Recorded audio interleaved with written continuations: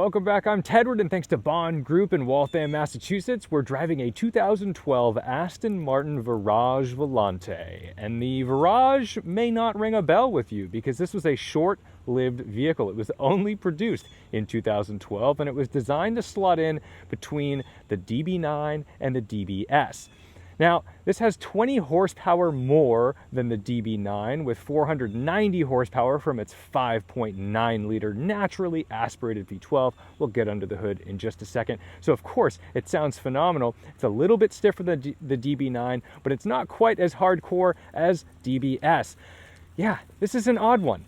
The DB9 and DBS were not very far apart in the range, but having only two cars, I guess, didn't look so good for Aston Martin. So instead, they decided to slot this in between. So first things first, it's a Volante. Let's get this roof down because we definitely need to have some top-down fall weather motoring.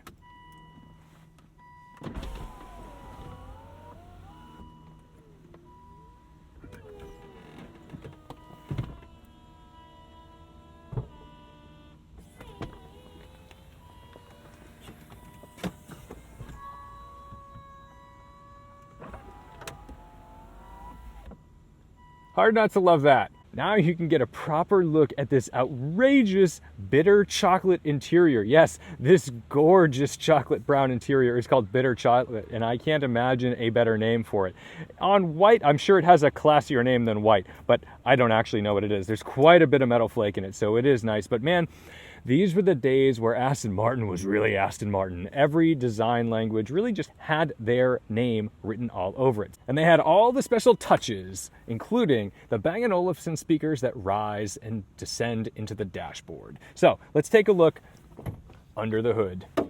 We've got a familiar power plant under here, our labeled 6.0 liter V12, but really it's 5.9 liter. We can't hold that against them. Mercedes has been doing that for years. They were labeling the C63 as a 63, but it was really a 62. That's all right. And it does the job. This is a properly front-mounted GT car, as some of this engine goes ahead of the front axle. And I just can't think of a better way to get around looking classy. Now, 007 is coming out soon, so it's always good to get in the vibe with an Aston.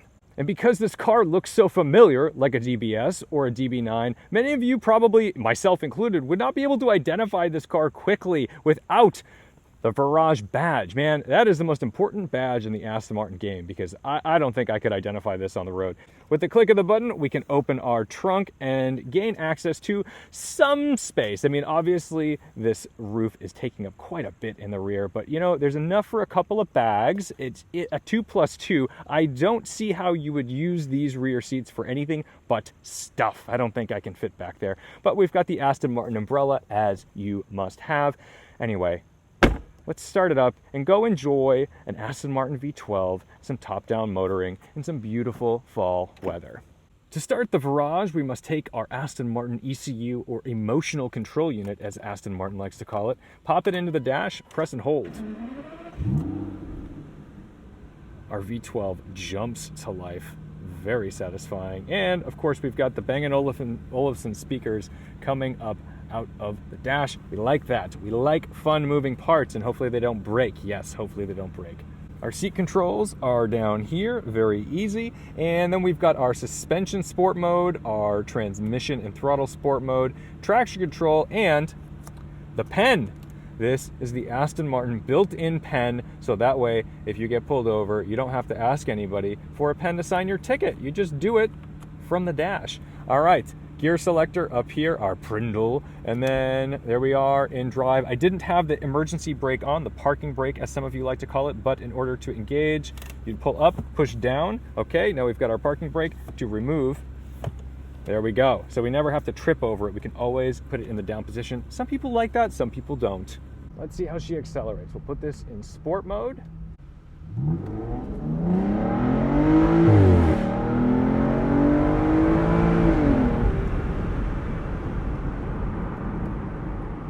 The top end is really juicy in this car. It's incredible because we've got this natural aspiration, so we know that it's just going to climb for power in the revs. It feels really good.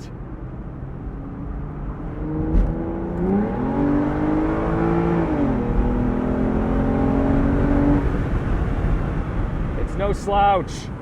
490 horsepower feels good from 2012. Yes, it's incredible. Now, I love Aston Martin V12s because they aren't like crazy, shouty engines, but they do sound really muscular and fun. And although they have loads of low down and mid-range torque, they still pull real strong right up to redline. Let's get it out to the highway because this would have been kind of a daily driver for a sporty fella, wouldn't it?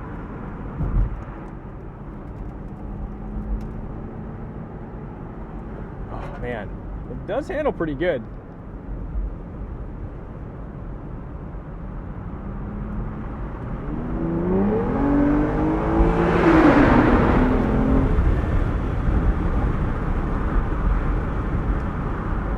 Also got these carbon ceramic brakes doing us justice to make sure that we can tame that speed as needed.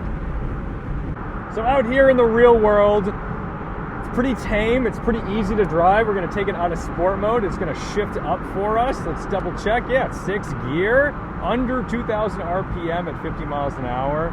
But with the top down in your Virage, you may not want to just go conquer trafficy highways. You may want to go enjoy some back roads. So let's go find a sleepy New England town to enjoy the sound of our V12 in.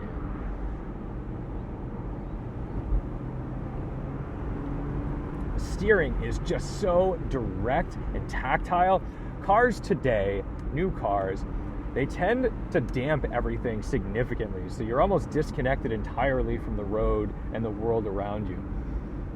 Back then, everything was about feel, and Aston Martin did a really good job of making this a driver's car. This was a gentleman's driver's car.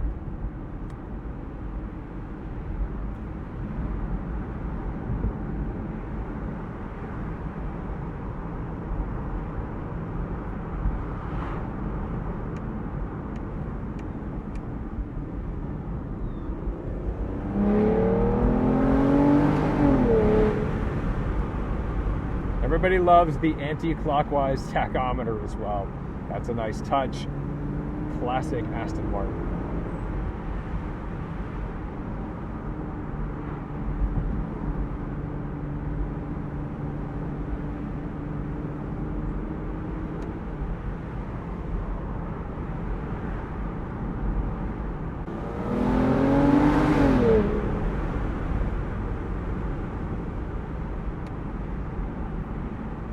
What's nice about this gearbox is that although it is not lightning fast, it's not significantly delayed, so it is quite nice to operate. You know, you're not going to get those crisp, immediate downshifts, but it does the job, and it does it well enough that even in 2021, I'm not complaining. This is acceptable. This is acceptable.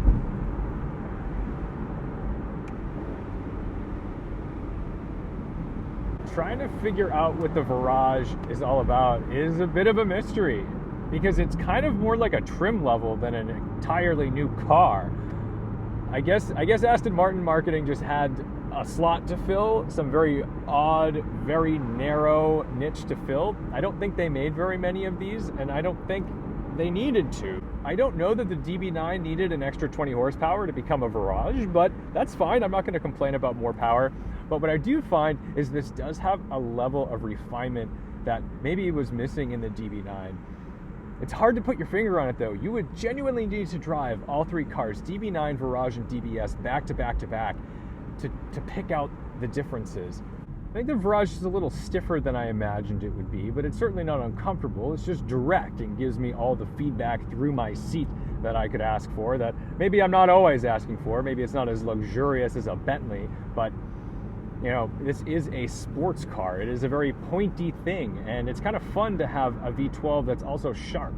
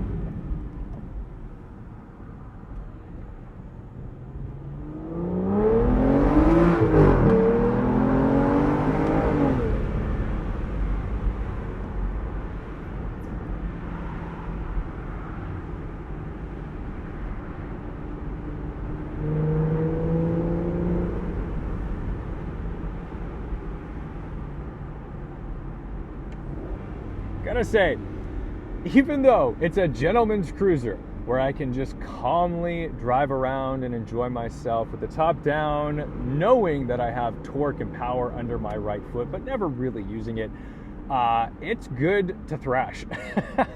This makes some wonderful noises, and I mean, of course, it's a V12. We usually like V12s, right?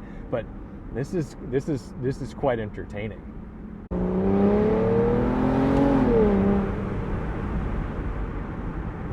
So I think I've always underestimated the Virage. Not explicitly, I don't think about it at all, really, but if someone were to mention a Virage to me, it just doesn't have the cachet or the name recognition that a DBS or a DB9 has. Now that I'm driving it, I really enjoy this.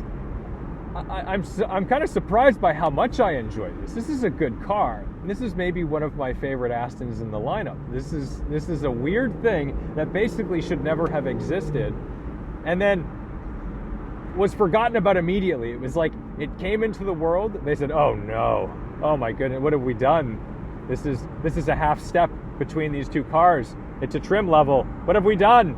But no, it's not. This is a great thing. This is a really enjoyable chassis. It feels like ultra luxurious, and it's got the sportiness of a DBS without as harsh a ride, I think. But again, I think I need to drive them back to back. It's hard to say in isolation. You gotta have the top down, man.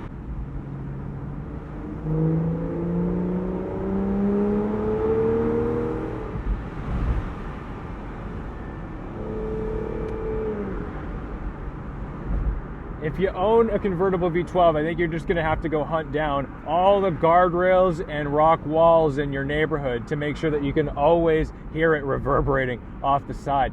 Man, oh man. In traffic, this is wonderful because you've got a torque converter automatic, so it'll creep. You can definitely get off that brake pedal, and it's starting to lunge forward just a little bit, but not so crazy like an old 80s Mercedes SL. Then you've got all the slow down torque, so you can just glide through with no problems. You don't have to rev it out when you don't want to be seen. You can be surreptitious in this vehicle.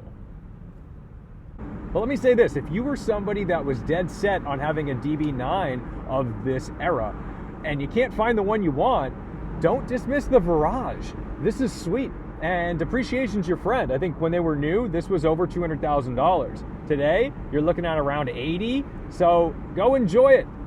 So thank you so much for watching, liking, commenting, and subscribing. Thanks to the Bond Group in Waltham, Massachusetts for offering me the keys to this glorious Aston Martin Virage. Thank you guys for supporting on Patreon. Don't forget to respect the drive.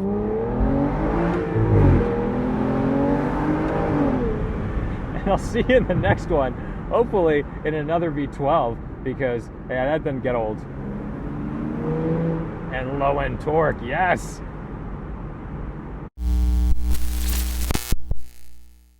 The magazines were never very nice to Aston Martin at the time this was built. They weren't particularly nice to the Virage. And you know what? They deserved it. They did, because they were charging over $200,000 for these cars. And there were plenty of alternatives that would get the job done either faster for the same money or better and smoother for less money. But today, you're not buying this car because it outperforms anything, and you buy it because you want it. You buy it because you like it. You buy it because this is your style. And you know what? I think the Virage has more style than I ever gave it credit for.